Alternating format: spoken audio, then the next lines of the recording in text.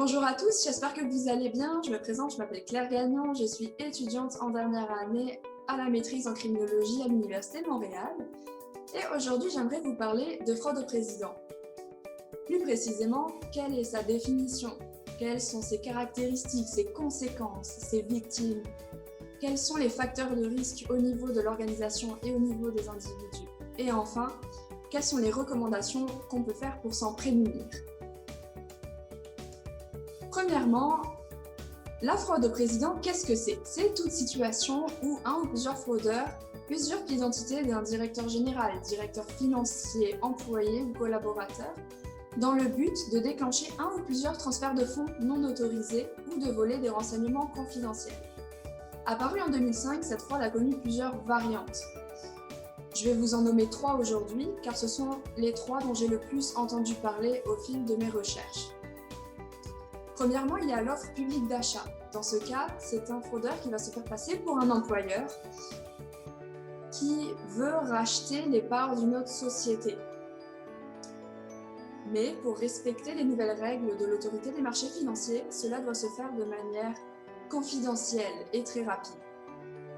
La deuxième variante est l'achat de cartes cadeaux. Dans ce cas-là, le fraudeur se fait passer pour un employeur très généreux qui veut offrir à ses employés des cartes cadeaux pour une occasion spéciale, par exemple les fêtes de fin d'année.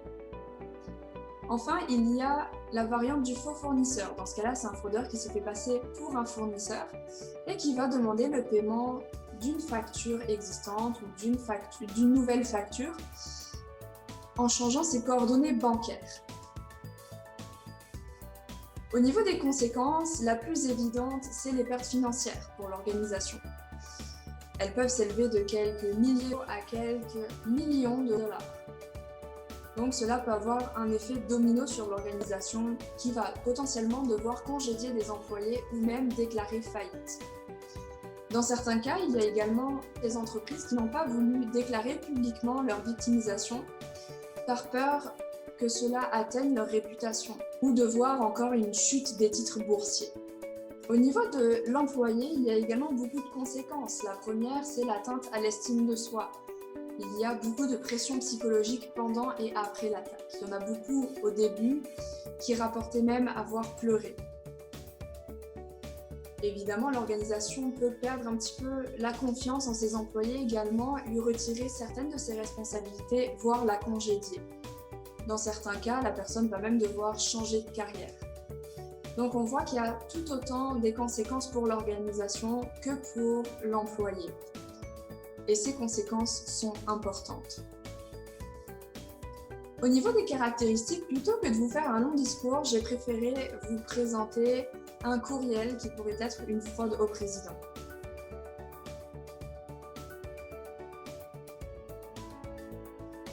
Donc ce qu'on peut voir ici, c'est qu'il y a une personne qui va demander à une autre de faire un virement rapidement avec comme objet d'email urgent.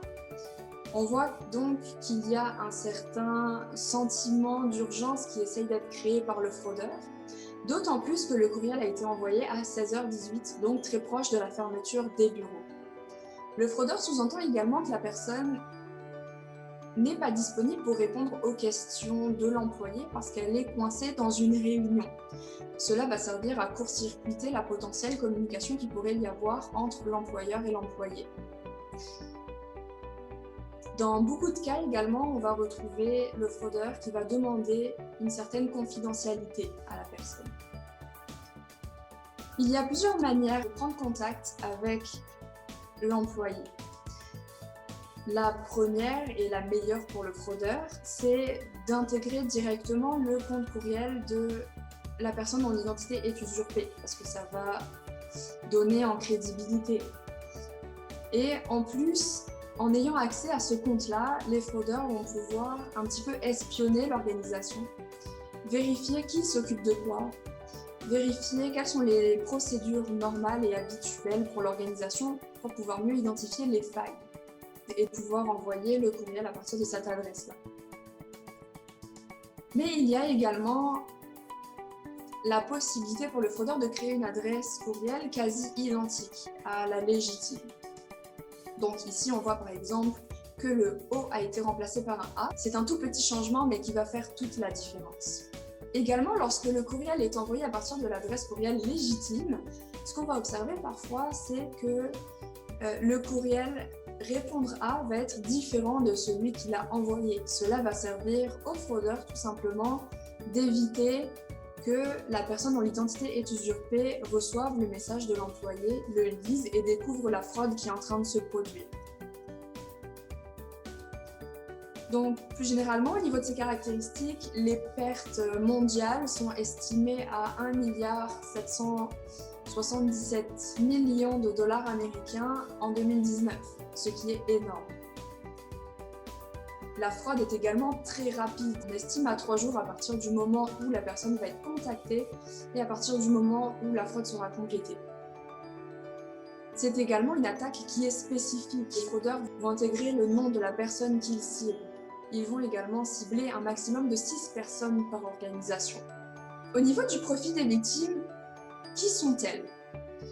Donc ce qu'on va constater dans les données qui sont disponibles, c'est que les pays qui sont majoritairement touchés sont anglophones. Les États-Unis à 39%, le Royaume-Uni à 26% et l'Australie à 11%. Les autres, c'est des plus petits pourcentages, par exemple la Belgique, Allemagne 3%, Canada 2%. Et le reste du monde, ça va être 16%. Donc pour cette partie, je vous présente un diagramme que j'ai créé à partir des informations disponibles. La provenance des attaques, ça va être majoritairement le Nigeria. On a aussi vu d'autres pays tels que la Russie, Ghana, Kenya, Israël qui ont envoyé ce genre d'attaque. Donc ça va atteindre les pays victimes qui vont ensuite renvoyer l'argent ou l'information soit premièrement aux attaquants, aux fraudeurs, soit vers une boucle de blanchiment d'argent. D'après les données, l'argent s'en va majoritairement en Chine et Hong Kong. Les destinations qui commencent à être plus populaires sont le Royaume-Uni, Mexique et la Turquie. Mais ça a été envoyé dans plus de 140 pays. Dans un certain cas, il y a également les réseaux de mules. Les réseaux de mules vont servir à l'organisation à pouvoir demander des virements locaux et donc des virements qui ne sont pas à l'international parce que ce ne sont pas toutes les organisations, toutes les entreprises qui vont être ciblées qui font affaire à l'international. Donc ça va être beaucoup plus suspicieux. On a d'ailleurs remarqué que 73% des attaques aux États-Unis demandaient un virement local, donc aux États-Unis. Une mule, c'est quelqu'un qui va prêter son compte bancaire pour faire transiter l'argent de l'organisation à l'international.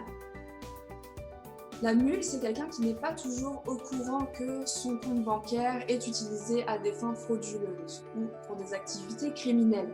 Ce sont des personnes qui peuvent être elles-mêmes victimes de fraude sentimentale ou de fraude à l'emploi.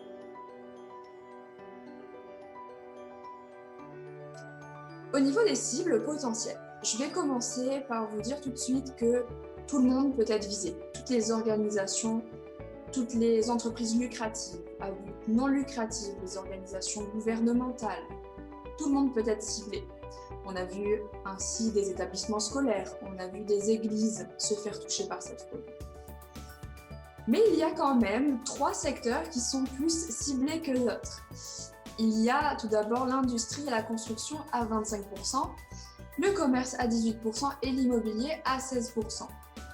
L'immobilier, c'est une variante un petit peu particulière. Elle est devenue beaucoup plus populaire dans les dernières années. Dans ce cas-là, c'est un fraudeur qui va se faire passer pour un agent immobilier, comme ce sont des particuliers qui vont acheter des appartements, des maisons. Ils vont réclamer par exemple la mise de fonds et donner un compte bancaire qui va être contrôlé par les fraudeurs. Donc on parle ici d'une moyenne de 164 000 $ canadiens, beaucoup plus que lorsque la fraude implique un PDG ou un directeur financier, qui va être de 72 000 $. Et pour l'achat de cartes cadeaux, ça va être 2 000 $. Donc c'est beaucoup plus conséquent, ça va être plus attractif. Au niveau des employés, ça va être toute personne qui a le pouvoir d'effectuer ou ordonner un virement bancaire ou de révéler des renseignements confidentiels. Au niveau des facteurs de risque, au niveau de l'entreprise et de l'organisation, les facturations qui sont fréquentes, ça va être moins suspicieux d'en recevoir une. Donc la fraude va être plus crédible. Si c'est international, ça évite de passer par les réseaux de nuls. Également, plus les gains potentiels sont élevés, plus ça va être attractif pour les fraudeurs. Également, plus il y a d'informations accessibles au niveau de l'entreprise, de l'organisation, plus la fraude va pouvoir être crédible. Et plus elle est crédible, plus elle a de chances de réussir. Ce genre d'attaque se fait généralement quand l'employeur est indisponible, par exemple en voyage d'affaires ou en congé, tout simplement parce que ça va éviter une communication entre la personne dont l'identité est usurpée et la personne qui est ciblée par l'attaque. Donc par exemple, l'employé ne va pas pouvoir parler dans les couloirs avec son patron un petit peu de manière hasardeuse sur la demande qu'il vient de lui faire. Il y a également certaines périodes qui ont été identifiées comme plus à risque. Ce sont des périodes où il y a beaucoup plus d'activités commerciales, telles que les fêtes de fin d'année, la rentrée scolaire et la saison des impôts. Les fêtes de fin d'année, ça pourrait être plus lié aux cartes cadeaux. La rentrée scolaire, beaucoup plus pour les établissements scolaires qui sont beaucoup plus à risque durant cette période-là. Tout simplement parce qu'il y a beaucoup de nouveaux employés, parce qu'il y a beaucoup de mouvements, ils sont un petit peu en surcharge également. Donc, ça va être des facteurs qui vont un petit peu fragiliser l'organisation. La saison des impôts, ça serait sûrement pour les renseignements confidentiels. Mais il y a également des périodes qui sont moins propices à ce genre de fraude. Par exemple, le week-end du 4 juillet et la fête du travail aux États-Unis, il y a beaucoup moins d'activités qui se passent. Au niveau de l'individu, le contexte est important. Plus il y a d'informations accessibles sur les responsabilités, sur le poste de la personne, plus les individus vont savoir qui cibler et plus ils vont savoir comment tout cela fonctionne. De la surcharge de travail, être dans l'urgence, ça peut amener à oublier certaines procédures habituelles de sécurité. Ça peut amener l'individu à faire de mauvais choix. Un petit peu dans la même veine, le manque d'éducation, l'inexpérience peut amener à oublier certaines procédures. La psychologie joue également beaucoup. Si la personne est sensible aux techniques de manipulation, comme la flatterie et la menace, ce sont des cordes sur lesquelles le fraudeur va pouvoir jouer pour persuader la victime de faire le virement. Par exemple, si c'est un nouvel employé, il va vouloir répondre aux demandes de son employeur de la meilleure manière. De la même manière, avoir l'attention réduite et la fatigue, ça peut amener à oublier certaines procédures ou à ne pas voir certains indices qui pourraient pointer vers une fraude. Au niveau des recommandations, il y a plusieurs choses qui peuvent être mises en place. Tout d'abord, les normes des marques qui vont permettre d'évaluer la fiabilité d'un courriel qui va être envoyé à partir de l'organisation. Donc, dans ce cas-là, l'organisation peut sélectionner 3 options qui sont soit d'envoyer une alerte à l'administration comme quoi il y a un courriel suspect qui vient d'être envoyé, soit le courriel va être mis en quarantaine, soit le message ne s'envoie pas du tout. On peut également mettre l'authentification à plusieurs facteurs, donc ça va limiter les risques potentiels de se faire pirater. Au niveau de la protection des intrusions, il y a certaines choses qui peuvent être faites, donc mettre un détecteur des intrusions, vérifier toujours le journal de sécurité, le journal d'activité, qui s'est connecté, quand, où. Cela va permettre d'avoir un historique de tout ce qui s'est passé dans l'organisation et de pouvoir détecter des anomalies éventuelles. Évidemment, il faut faire des réévaluations régulières de ces procédures de sécurité parce que les fraudes se réinventent à chaque jour et la sécurité doit pouvoir s'adapter à ça également.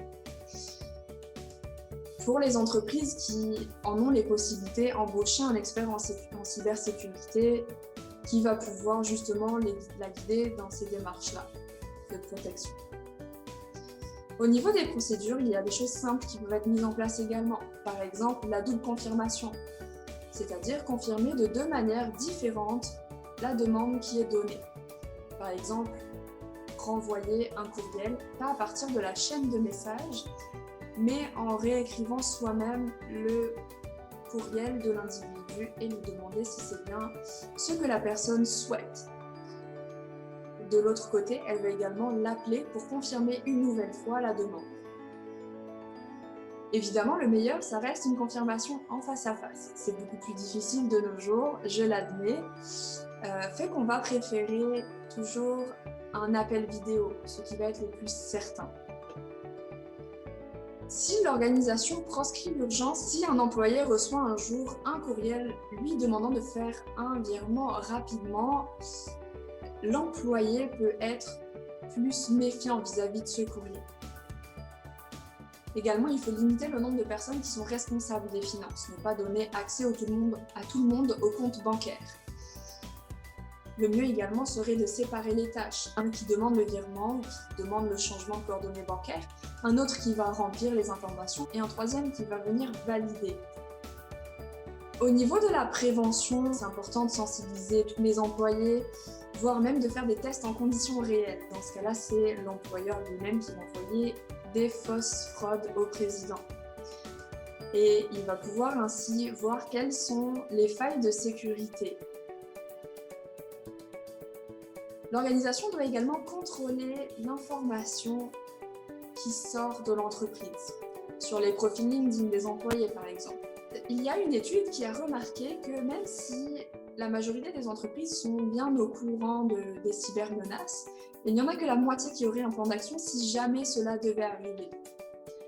Il faut que ce soit une procédure qui soit beaucoup plus présente au sein des entreprises. Pour conclure, je vais vous parler un petit peu de l'évolution de la fraude au président depuis l'apparition du Covid. Covid qui a amené beaucoup plus de télétravail dans nos vies, qui va donc amener beaucoup plus d'opportunités pour les fraudeurs de compléter cette fraude au président. Parce qu'il y a beaucoup plus de facteurs de risque. Premièrement, l'employeur, l'employé risque moins de se croiser dans les couloirs et discuter de manière informelle de n'importe quelle demande de virement bancaire. Également, ce n'étaient pas toutes les entreprises qui étaient prêtes à passer au télétravail. Donc, il est possible à un moment donné qu'il y ait des organisations qui n'avaient pas les bonnes procédures de sécurité, qui ne les avaient pas encore en place. On peut s'attendre également à ce que les fraudeurs tentent d'automatiser un petit peu leur système d'envoi de courriel, etc., pour plus d'efficacité de leur part. L'intelligence artificielle, ce sera quelque chose dont il faudra se méfier. Tout simplement parce qu'il y a déjà des cas de personnes qui ont rapporté que la personne dont l'identité était usurpée les avait appelés au téléphone pour confirmer la demande.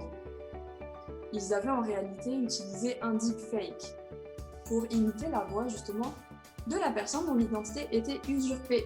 Donc à partir de ce moment-là, ça va être important que ce soit l'employé qui prenne contact avec l'employeur ou la personne en écrivant elle-même le courriel de l'individu, en l'appelant à partir du numéro donné par l'organisation. Ça fait le tour de cette présentation. Je vous remercie pour votre attention.